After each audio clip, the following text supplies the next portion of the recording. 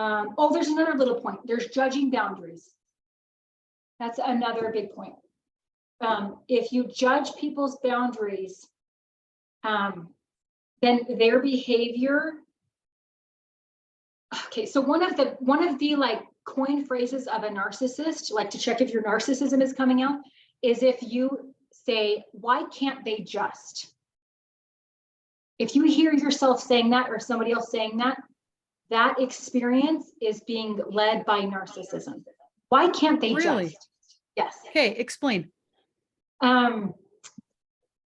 Well, most of the time it's because you want them to do something so that you don't have to do something.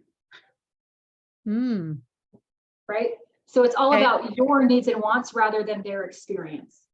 It's also according to your perspective and not, it usually indicates something's missing. And the energy is different than, I wonder why they're doing it that way. I obviously can't say I wouldn't do it that way. I can't see why they would do it that way, but the energy is different. Like, I wish I understood them better, to like, why can't they just? You can feel it, right? You can feel the difference. So let's see. So judging boundaries also, this is okay. So women who are kind-hearted and they want to make people happy, we drive ourselves crazy trying to make people comfortable because we think it's what they want. They think that this is their boundary, but it makes them crazy. Okay, so for example, well, there's two.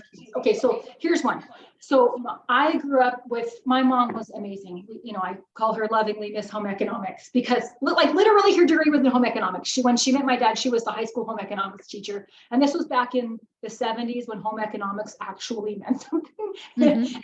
By the time it got to me, I think we were like sewing wind, like whatever the things that blew in the wind, just because it was straight lines.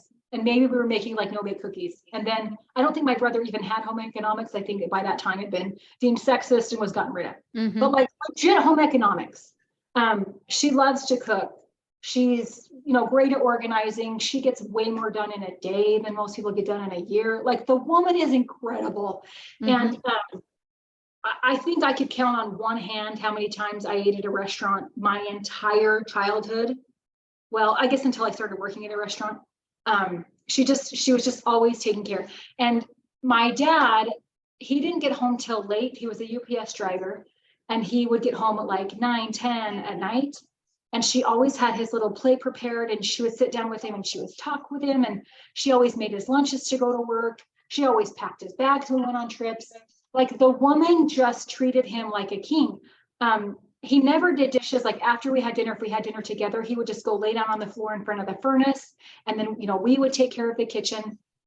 He would help during holidays, but like, that was it. So I started to see that as like, oh, my old school dad, like leaving the women in the kitchen, that kind of stuff, which is funny because I would go help him at work. He never said that. He never said women's roles. Like, I never felt that, but just the way I was interpreting this circumstance with the feministic voices from the world in my head, like, I interpreted that that's the dynamic. So when I was a mom and my husband was always gone, he was always showing up for dinner at random times, or, she would also get up in the morning and make him breakfast early in the morning. I hate to cook. Like, and I was always feeling guilty, like, why? I know I should be this kind of mom, or I don't know. And finally, there was just a lot of resentment that I had in me. And I had this conversation with her. I probably had 2 or 3 kids at this point. Like, Mom, why did you always let Dad do that? Why did you always have that dynamic go down? And she was just like, whoa, hold the phone. I did that because I wanted to. I wanted to love him in that way. And it was just kind of like a huge bubble burst for me. And it was a lot of clarity, and it was a lot of permission. She wanted to do it that way. She could do it lovingly. It wasn't like she was afraid that somebody was going to think she was a bad wife. That's how she loves. She loved what she got out of the relationship when she loved him that way. And I get to love my husband in a way that I can love genuinely. Again, that sign of, is there resentment? If there's resentment, it's a sign of poor boundaries. And again, what do you own? If you feel like you don't own the ability to cook your husband food, like you feel like he owns that and either society forces that on you or he forces that on you, that's a boundary violation. But if you want to love him in that way, do it, right? Do it. So I think that's really key. So I was judging her boundary.